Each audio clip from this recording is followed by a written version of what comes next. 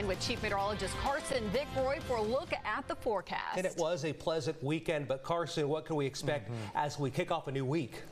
Yes, I mean, we are looking at drier and drier conditions, and this is becoming a concern now because we do have that pre-drought indicator, or the level just before we reach that level 1 drought, which typically shows up in the tan colors, and we've got that in the yellow across deep East Texas and then our northeastern counties. You can see it's very dry in those areas, so that's something we're going to have to keep a close eye on.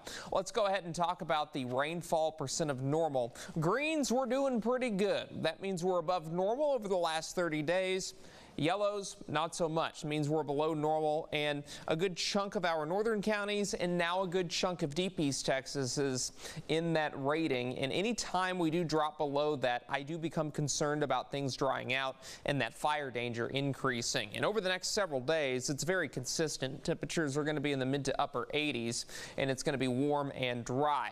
Where it's not so warm and dry are the tropics. Well, it's pretty warm, I guess, but we do have Hurricane Humberto, which is currently in the central Atlantic Ocean, and the expectation with this storm, which is a powerful storm, by the way, is it's going to curve back into the Atlantic and move into the central and northern Atlantic eventually before dissipating, so it's basically just a fish storm. Now, as we look at the projected path of this storm, it's going to move first off to the northwest and then to the northeast. Still a major hurricane, so this is nothing to laugh about, but it has been so powerful that the other storm is interacting with it, and it's going to pull Tropical Storm Imelda away from the United States. This is a 40-mile-per-hour storm, and it's moving off to the north at 9 miles per hour, but look at the projected path of this thing.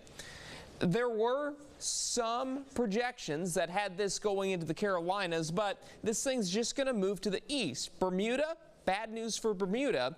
We could see a landfalling hurricane within the next few days, but at least it does not make a U.S. coastline landfall. Now, as we look at satellite and radar, there's not a ton going on. We do have monsoonal moisture in West Texas. That's dying out at this time of night. Temperatures, they're in the upper 60s and lower 70s. Dew points are in the 60s. Tonight, it's a dry night, 62 degrees, so we'll probably fall 5, maybe 6 more degrees. And then we will see mostly sunny skies tomorrow night with a high around 87.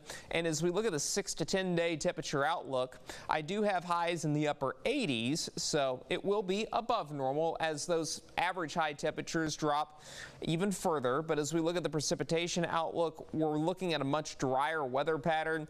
So rain chances, they're really not going to move over the next several days. And that does become a concern if we're consistently dry for 1 week, 2 weeks, 3 weeks, sometimes 4 weeks, enough to cause burn bans.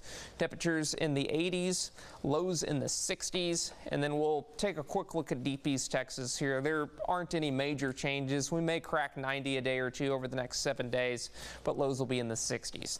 Isaac, Casey.